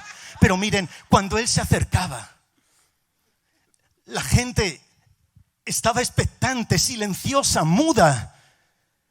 Me pregunto muchas veces, ¿qué sentirían? ¿Qué pensarían en esa multitud? Y sobre todo, ¿qué sentiría Mateo cuando este hombre, el celote, se aproximaba a él y les vieron fundidos en un enorme abrazo? ¿Qué pensarían? Déjenme que les explique este milagro, por favor. Este mensaje a mí me transmite algo. Muchos insisten, y en un sentido los comprendo y lo comparto, que el primer milagro que Jesús hizo fue convertir el agua en vino en Caná de Galilea. Pero yo creo que antes de eso hizo un milagro inmensamente más grande que convertir agua en vino. Fue reconciliar dos corazones irreconciliables. Fue hacer que dos personas que se odiaban comenzaran a trabajar en el mismo equipo. ¿Qué nos enseña esto al mirar a nuestros mentorados? Miren, debemos buscar corazones perdonadores. Es imposible reconciliar al mundo con Dios mientras haya entre nosotros diferencias irreconciliables. No podemos tender la mano abierta al mundo y el puño cerrado al hermano.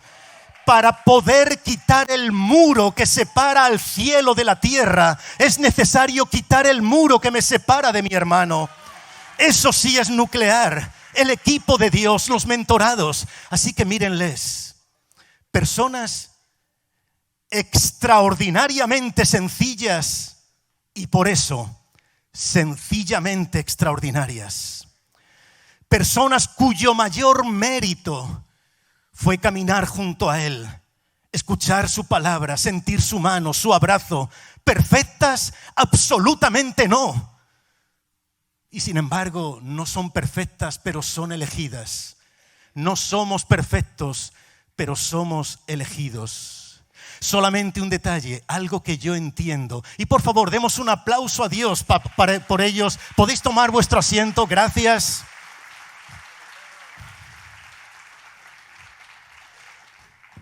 Gracias por vuestro sentido del humor también. Ya lo sabéis, las palabras son enanos, los ejemplos son gigantes. Así que, ¿Dios puede usar a cualquiera? Yo digo rotundamente sí, pero espera. Dios puede usar a cualquiera, pero no en cualquier estado.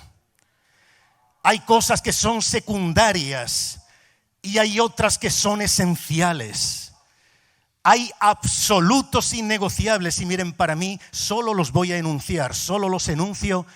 Una cosa que yo considero vital en alguien a quien voy a mentorar, a quien voy a entregar el testigo, yo le pido humildad. Sé que es un tópico y avanzamos una imagen, por favor, para verlo gráficamente. Sé que puede resultar conocido, pero precisamente es absolutamente esencial. Dios se opone a los orgullosos, pero brinda su ayuda a los humildes. Se requiere de quien ha de portar la antorcha, que tenga los pies en el suelo. Porque para dejar huella, lo primero es tener los pies sobre la tierra. Para dejar huella, lo primero es tener los pies sobre la tierra. Cada día estoy más convencido de que si hay una cualidad de carácter que a mí me fascina, me cautiva y me enamora, esa cualidad de carácter es la humildad. Estoy convencido de que la sencillez y la humildad son el mejor adorno que puede lucir una persona. La humildad ejerce un magnetismo irresistible, mientras el orgullo apesta. El orgullo aleja. ¿Has visto al orgulloso? ¡Qué soledad tan espantosa hay a su alrededor! ¿Has visto al humilde, al que reconoce los valores, al que da crédito a los demás?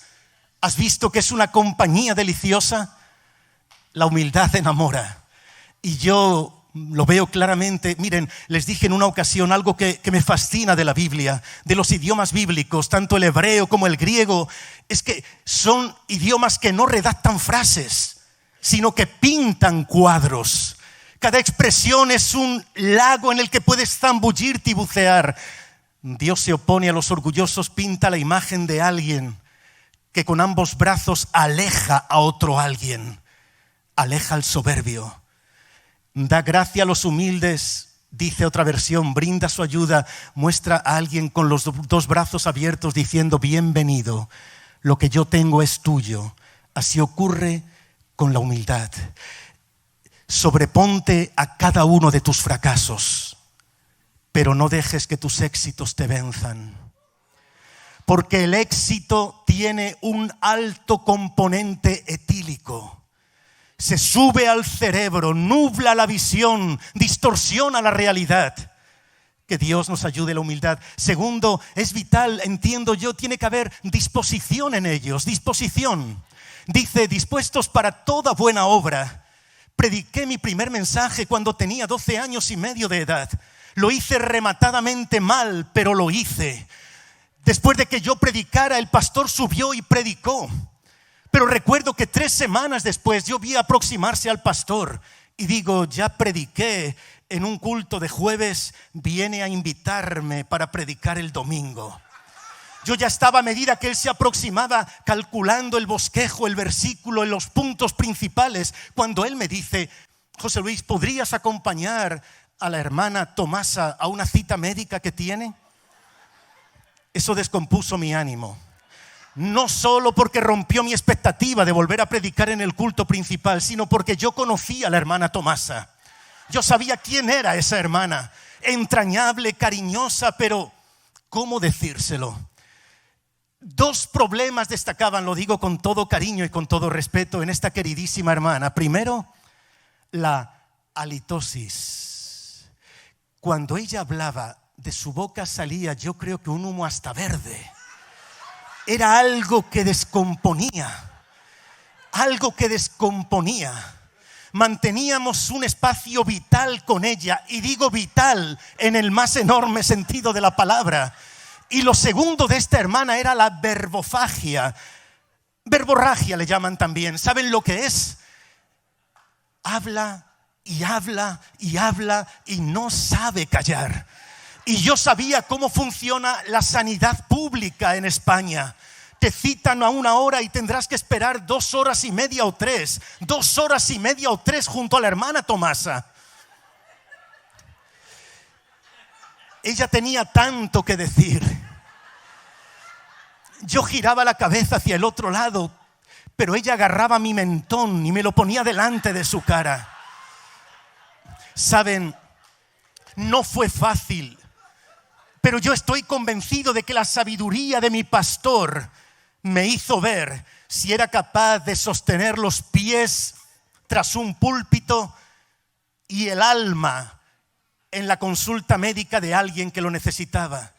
Es vital entender esto. Mira, hermano y hermana, nosotros no elegimos un ministerio, somos elegidos para un ministerio.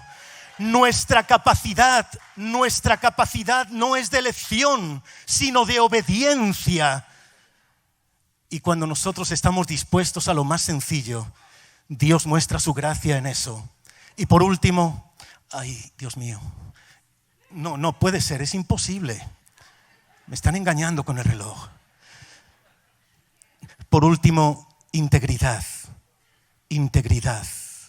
Integridad no es perfección. Integridad es no duplicidad.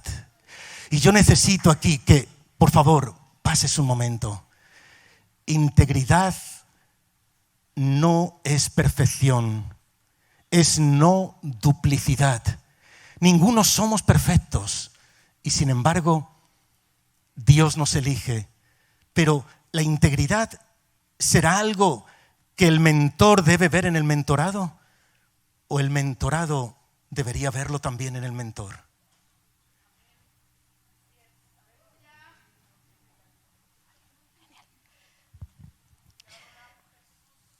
Sin duda la integridad es una característica compartida, porque la integridad no es importante, la integridad es fundamental. Entonces, necesitamos como líderes espirituales buscar integridad en la persona a quien estamos mentorando, pero como personas o hijos o discípulos necesitamos encontrar esa integridad, sin lugar a duda, en nuestro Padre espiritual. Y hay muchos versículos que hablan acerca de esto. En Proverbios 20 dice: el justo que camina en su integridad, bienaventurados serán sus hijos después de él. En Salmos 101 dice: mis ojos estarán sobre los fieles de la tierra para que moren conmigo. El que anda en camino de integridad me servirá. Únicamente el que anda en camino de integridad.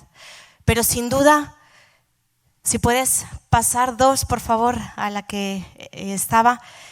En el versículo 72 del Salmo 78 encontramos un versículo que dice: y él los pastoreó según la integridad de su corazón y los guió con la destreza de sus manos. Y de la misma forma que es importante que sepamos lo que tenemos que encontrar en alguien a quien vamos a discipular, es importante que tengamos en cuenta qué necesitan encontrar en nosotros, qué necesitan encontrar en cada uno de vosotros como padres, líderes espirituales y mentores. Y la primera es la integridad. Y hay muchas formas de ser íntegro, muchas. La primera, por ejemplo, es cuando vas a ser mentoreado. Esta mañana lo escuchábamos, el obispo Jeremías lo decía. Vamos a buscar la integridad y vamos a poner todas las facilidades. Busca a alguien que sea de tu mismo género. Te va a ahorrar muchos problemas. Pero si no puedes ser alguien de tu mismo género, asegúrate de que esa persona va acompañado de su pareja o de alguien de tu mismo género cuando necesites hablar, cuando necesites recibir consejo, cuando necesites asesorar a esa persona. Te va a evitar muchos problemas y también, ya no solo por asuntos un poco más turbios, también de forma un poco más práctica. Dicen que los hombres son de Marte y las mujeres somos de Venus, ¿verdad? Nos complementamos porque somos diferentes, somos muy diferentes y eso no es malo, eso es muy positivo. Pero si encuentras un mentorado completo donde ambas partes puedan ayudarte a crecer como persona, vas a poder realmente sentirte entendido, sentirte completo. Otra forma de ser íntegro es descubriendo cómo las personas que están a nuestro cargo, nuestros líderes espirituales, predican con el ejemplo. Lo veíamos ahora mismo. Las palabras son importantes, pero un ejemplo, algo que tú ves, transforma definitivamente.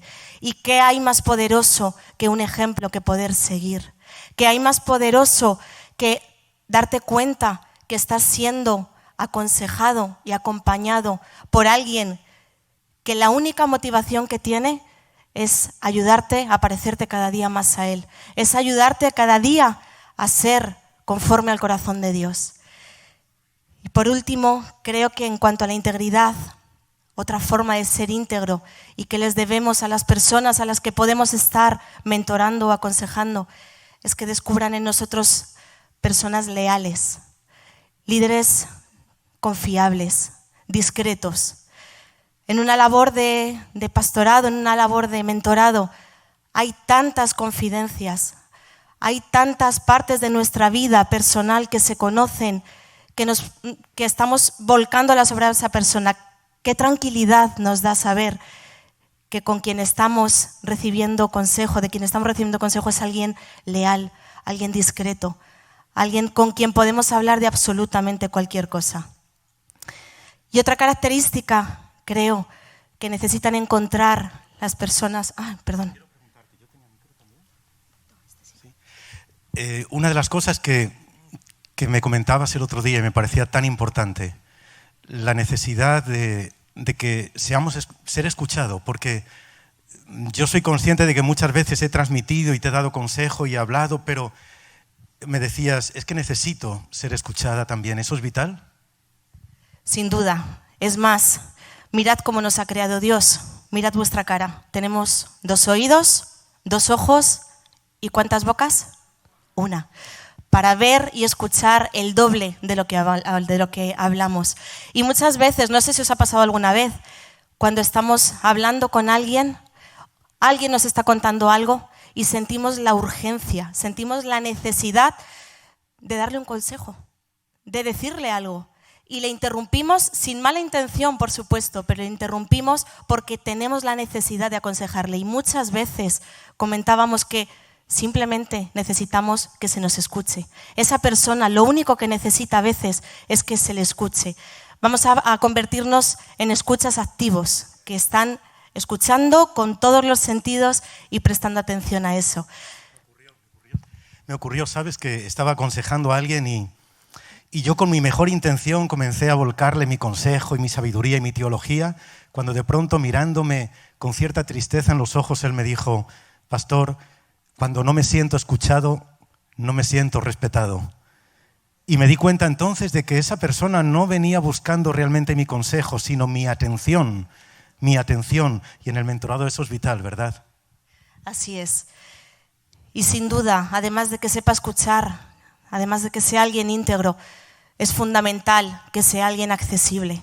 Y el mejor ejemplo lo encontramos en Jesús. Él es el mejor ejemplo de maestro, como esta mañana la apóstol Miriam decía. Y en él encontramos a alguien accesible, a alguien cercano, a alguien que se aproximaba y se arrodillaba al suelo para ponerse a la misma altura de la otra persona. Era alguien que realmente marcaba la diferencia, porque además fue alguien que sintió y padeció como cualquiera de nosotros. Y eso, sin duda, es lo que hace que la persona a la que estamos mentorando realmente sienta que está siendo entendida. Escuchábamos esta mañana también que es fundamental que alguien que está a nuestro lado tenga experiencia en lo que hemos pasado. Cuando tú le cuentas algo a alguien, un problema que has vivido, hay mucha diferencia si esa persona ha pasado por lo que tú has pasado o no. Si esas lágrimas que tú ahora estás derramando fueron derramadas por esa persona, ver cómo salió, cómo se sobrepuso a ese acontecimiento, a esa vivencia. Sin duda, eso es esencial. Y creo que para terminar podíamos ver la diferencia real que hay entre un líder y un mentor padre, y un padre espiritual. Porque a fin de cuentas un líder lo único que crea son seguidores, pero un padre espiritual lo que crean son hijos adoptivos. ¿Y la diferencia cuál es? Muy sencilla. Pasar tiempo con esa persona. Que la relación vaya más allá de simplemente unos consejos o un mentorado, una supervisión. Que realmente tengamos vivencias, que sepa de mí, que sepa cuáles son mis condiciones, mi forma, lo que me asusta, lo que me da miedo, cuáles son mis fuertes, mis puntos fuertes. Porque eso sin duda va a hacer que realmente esa persona me entienda, que los consejos que me pueda dar, las destrezas que yo pueda llevar a cabo realmente sean desde el conocimiento. Y va a hacer también que no me sienta juzgado, que no me sienta confrontado de una forma inadecuada, porque cuando hay cariño, cuando hay una relación que va más allá, eso es lo que marca la diferencia y diferencia a un líder de un padre espiritual. Pues sabes, yo quisiera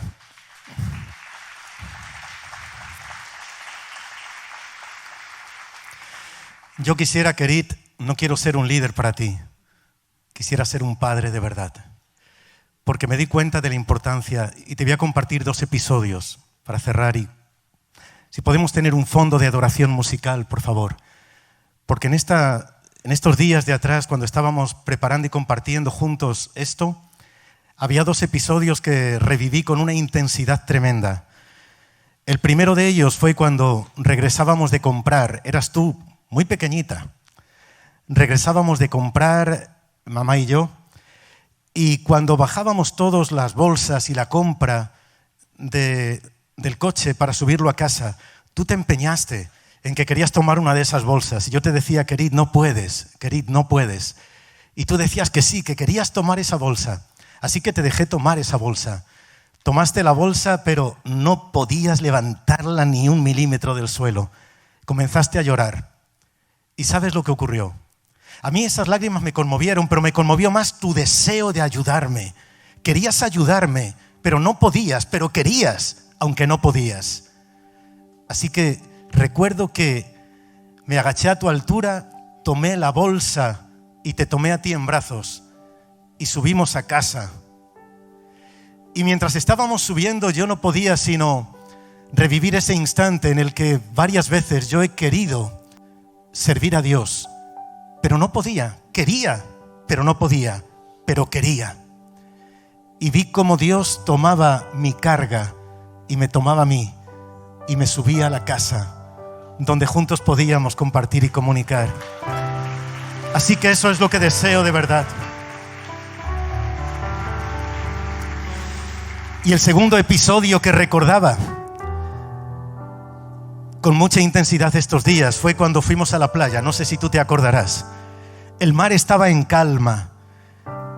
Yo entré a la playa y tú querías venir conmigo. Nos tomamos de la mano y en cuanto el agua te llegó a la altura de los tobillos, tú te frenaste en seco y gritabas, hay olas, pero yo veía que el mar estaba en calma, pero tú decías, no, me da miedo, hay olas. De pronto caí en la cuestión. ¿Saben lo que hice? Me puse a su altura, me agaché a tu altura y pude ver que desde tu altura lo que para mí eran pequeñas ondulaciones, para ti eran olas que te amenazaban.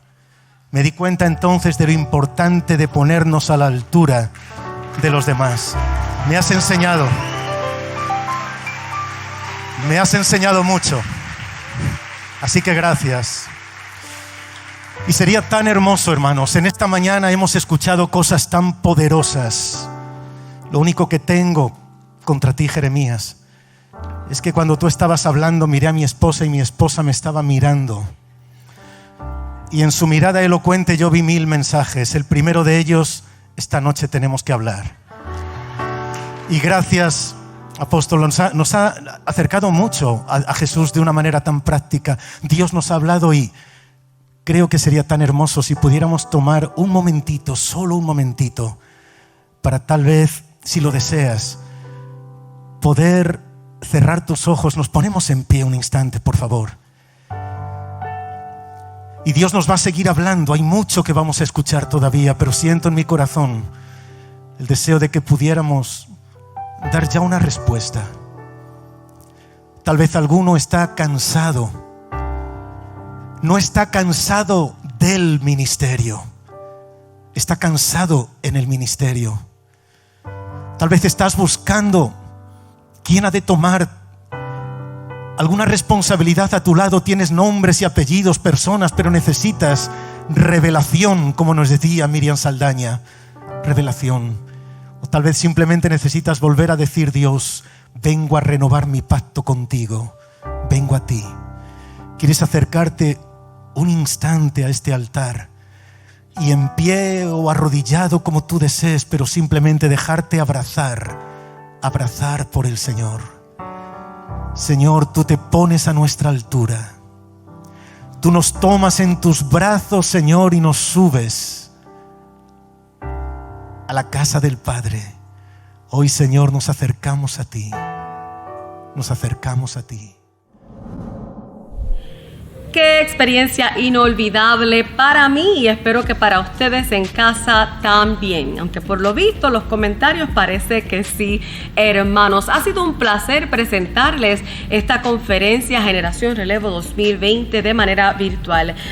Hermanos, no se iba a cancelar la conferencia. Teníamos que hacer algunos ajustes, pero aquí estuvimos y ustedes también dijeron presente, así que amén por ustedes. De nuevo, generacionrelevo.com para que obtenga toda la información del año que viene, Generación Relevo 2021. Ahí puede registrarse, se llevará a cabo el 4, 5 y 6 de noviembre. Hermanos, no puede dejar pasar la oportunidad de beneficiarse de los especiales para aquellos que se registren temprano, al igual que para personas que vienen en grupos de 5 o más. Si usted no lo sabe, esta conferencia nació tras estudios recientes indicando que existe un conflicto entre las generaciones y este conflicto pues afecta que se pueda establecer un legado fuerte y que perdure. Y hermanos, es una verdad que la iglesia debe, o tiene mejor dicho, que enfrentar. Aquí el doctor Agustín López en Misión La Cosecha ha decidido hacerlo. Espero verlos en Generación Relevo 2021, de nuevo, noviembre 4, 5 y 6 del 2021. Los veo aquí y también les invito a que nos acompañen de manera virtual este domingo, comenzando a las 9 de la mañana con Harvest en inglés, a las 11:30 y 3:30 en español, y con nosotros adorando. De nuevo les recuerdo que estará un grupo de adoración poderoso, hermanos, que yo sé que también nos llevará al trono en alabanza, Free Worship. Hermanos, soy Fiora Hernández, ha sido un placer de nuevo dirigirme a ustedes. Somos Cosecha.